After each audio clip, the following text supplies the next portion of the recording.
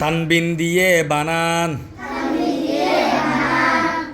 মিম দুই জবর মান দুই জবর আন জবর যেহেতু কি সবসময় কি হবে আন দুই জবর থাকলে সবসময় কি হবে আন যেই হরফ উপর দিবে ওই হরফ নিয়ে আন উচ্চারণ হবে যেমন বা দুই জবর বান ওয়াও দুই জবর ওয়ান তাহলে মিম দুই জবর মান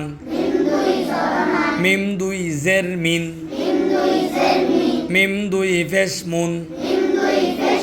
মান মিন মুন বা দুই জবর বান বা দুই জের বিন বা দুই ফেশ বুন বান বিন বুন ওয়াও দুই জবর ওয়ান ওয়াও দুই জের উইন ওয়াও দুই ফেশ উন ওয়ান উইন উন